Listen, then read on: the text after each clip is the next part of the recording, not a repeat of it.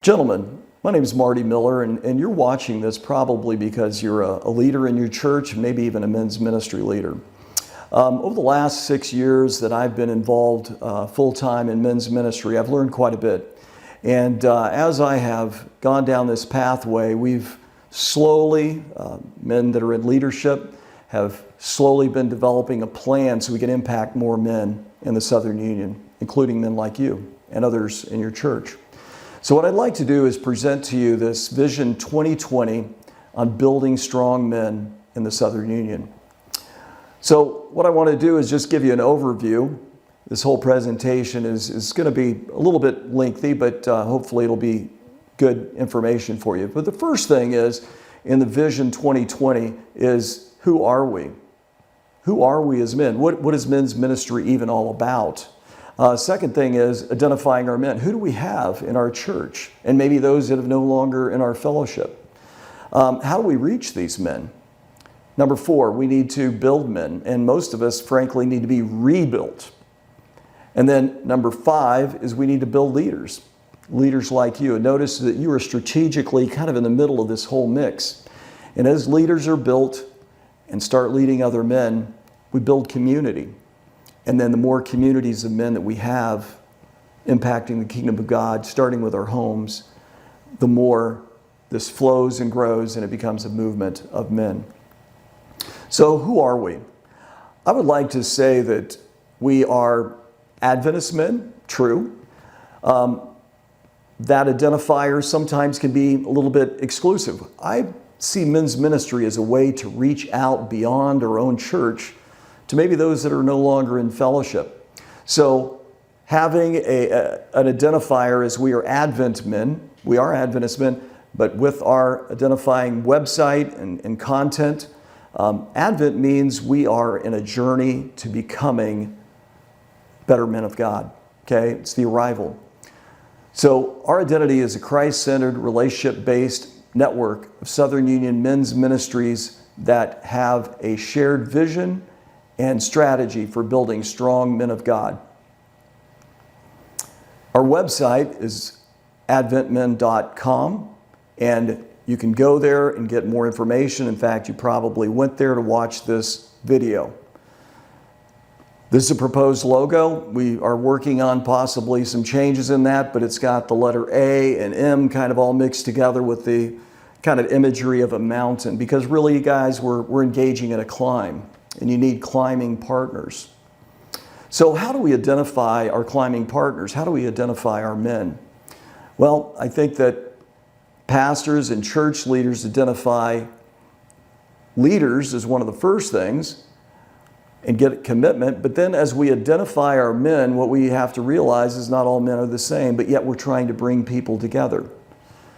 So in your church, you try to find what stage of life are they in?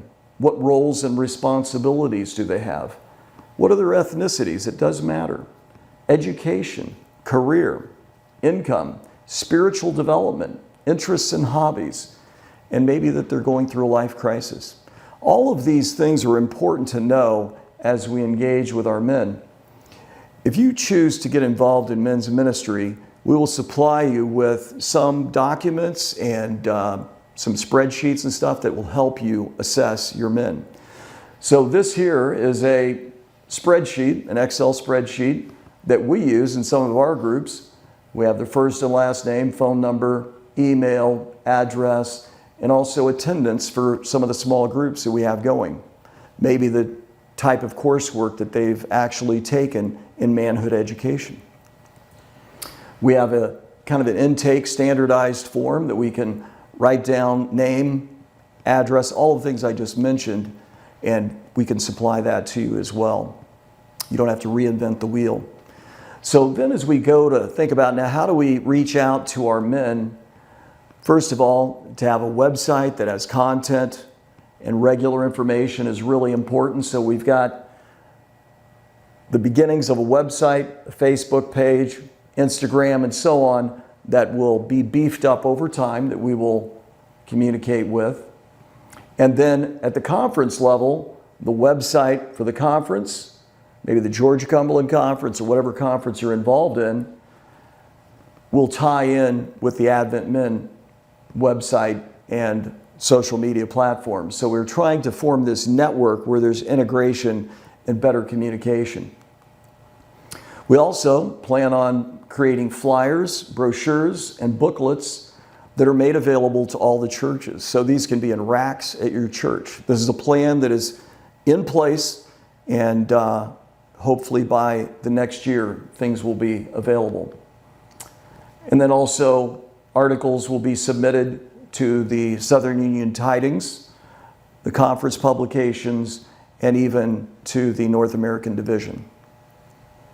Another thing that is really popular today with our men is many men are driving around, traveling, working, where they can listen to something. Podcasts have become very popular. It's a great way to communicate. Vlogs, which are kind of a video and a blog combination. And then we've got devotionals. And all of these, the plan is to make these available again as the new year rolls around.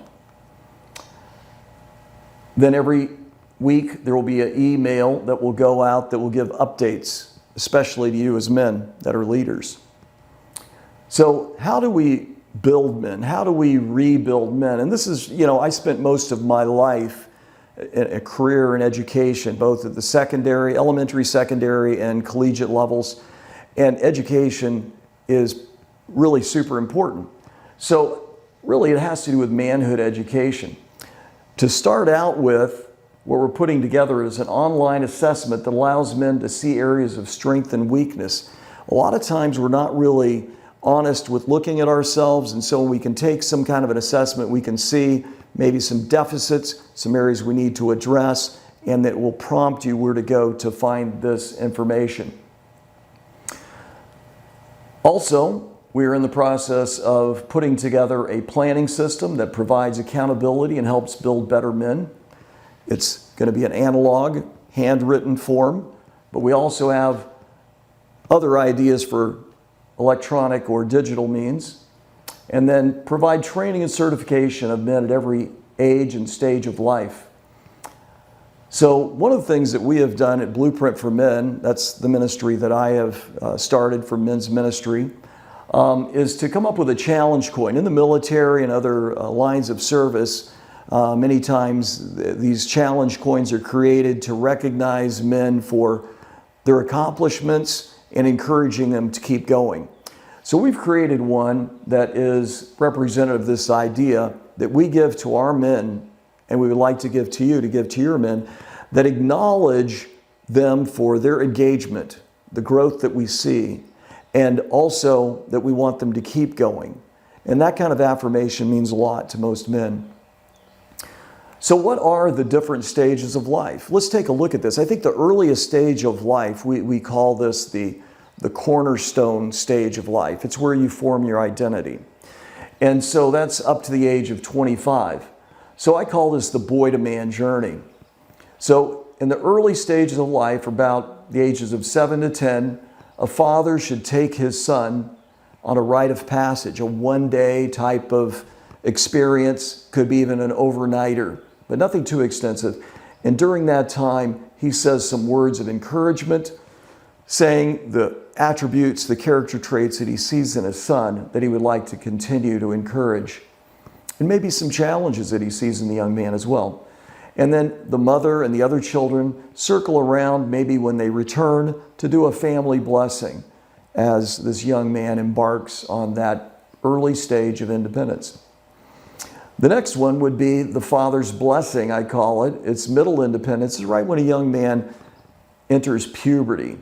And this would be something where the father and son would go maybe on a weekend backpack trip, canoe trip, maybe just some kind of a trip. But it's something that's really special and designed by the father. We have tips to help dads that might want to do that.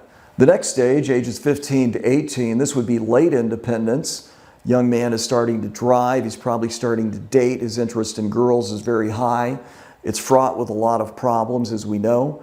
And so for a father to take him on an extended 5-day, that would be recommended, a very long weekend, rite of passage, with some other boys his age and other fathers that are engaging in this, to go out and challenge them physically, and then also bring them back with this manhood blessing with the fathers that went, maybe some of the other people in the church family, and it's a tremendous thing. And then the final stage of boy to man is the manhood blessing that is pronounced when that young man really pretty much finishes college. He might be approaching marriage. He may already be married, but hopefully this would be done before a young man gets married. And this would be an extended rite of passage, road trip with your son.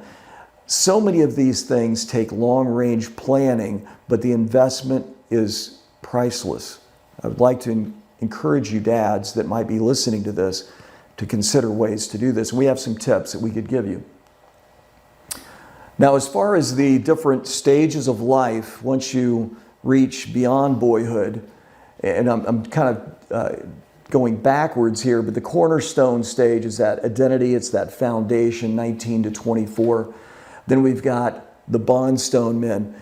This is my favorite stage of life to engage in young men because they are so busy, they're in the crush of life. In a wall, everybody knows what the foundation is, and the cornerstone that everything builds from. But a bondstone is a stone in the middle of a wall that adds strength to that wall and stability. And when you think about it, from the age of about 25 to 45, if you want to give some general parameters, that's typically the stage of life where men are raising a family, they're starting a career. There's really a lot of stress, a lot of pressure, and you've got to have a lot of strength. Anyway, how do we prepare men for marriage, for family, the career, to succeed through that stage and not break down, make a lot of mistakes?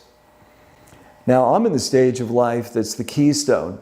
So if you're thinking of an arch, the top of the arch would be the stone that kind of holds everything together. It's a stage of life where you are having your greatest influence. You're not holding everything together like the wall, but you're providing that influence necessary. Ages 45 to 64, it's a stage of life where your kids leave home, where you have to readjust to your marriage. Many may have gone through even a loss of a spouse, who knows? But there's a lot of transition in this stage of life, moving towards retirement, children getting married. And then the final stage of life, 65 plus, the capstone men, this is when you have the greatest wisdom. Many times men kind of disengage at that stage of life, but it's a time where you have so much more of your time and resources, and it's one of the most important stages of life to not just fade away, but to stay vital, stay active, guys.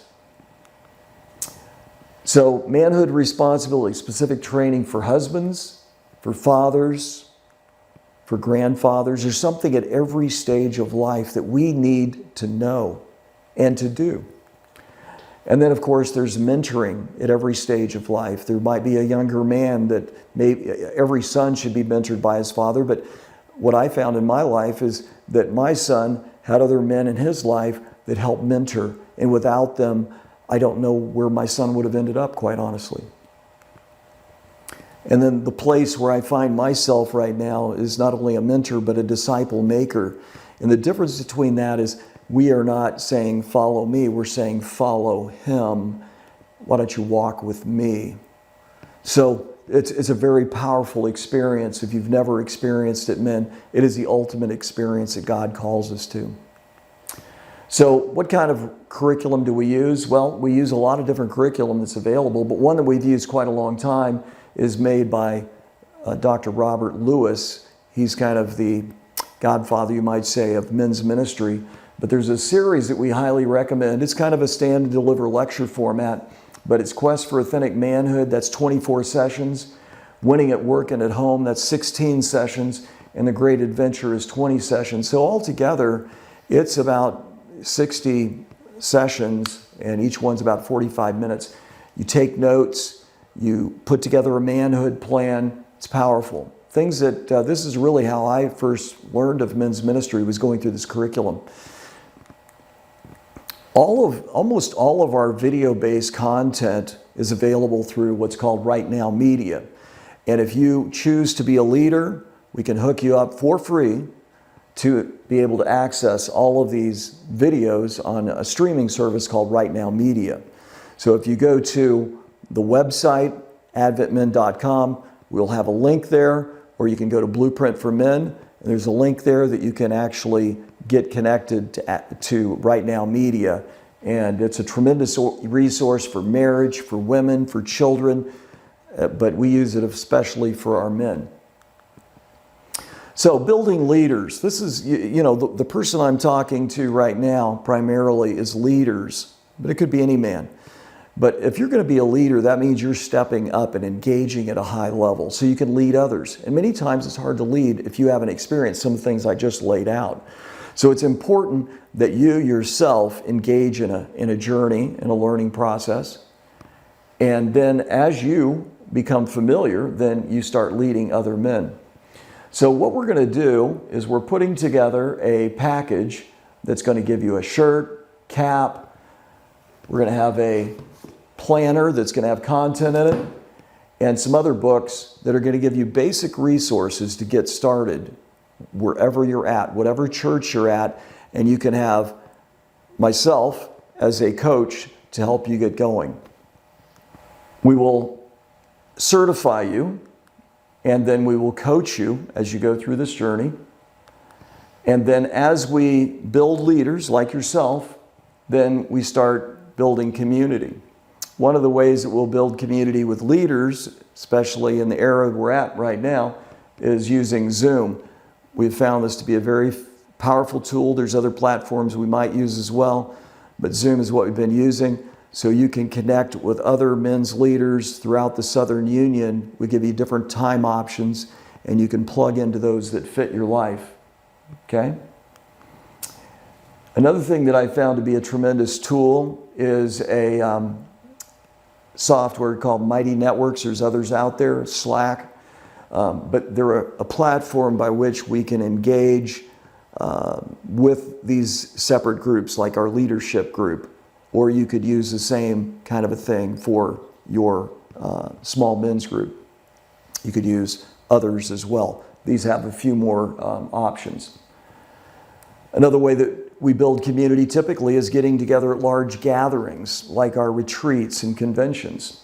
This year is a little bit tough, but strategic events bring large numbers of guys together for inspiration, recreation, and fellowship. And also at those times, typically we recognize our men's ministry leaders and achievers at these yearly conventions.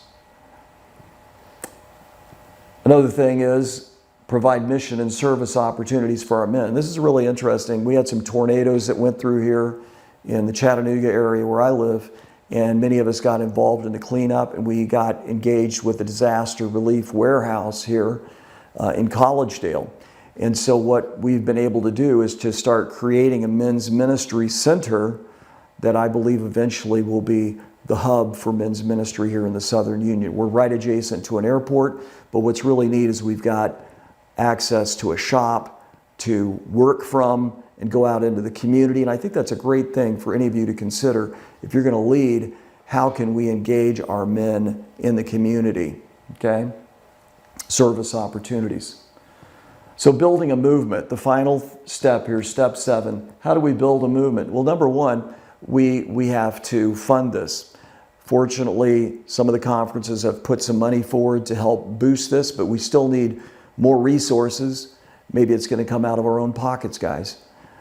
Nevertheless, men's ministry needs to be funded, and over time, it has been slowly increasing. And keep encouraging your pastor to get a budget together to allow you to facilitate events and resources, okay? And throughout the Southern Union, you can see our expansive area. There are 8 different conferences. All conferences have different kind of dynamics, but nevertheless, the idea is our goal is to have men's ministry available every day of the week in online platforms as well as face-to-face, and see men grow. So if you want to find out more about men's ministry, you can contact me.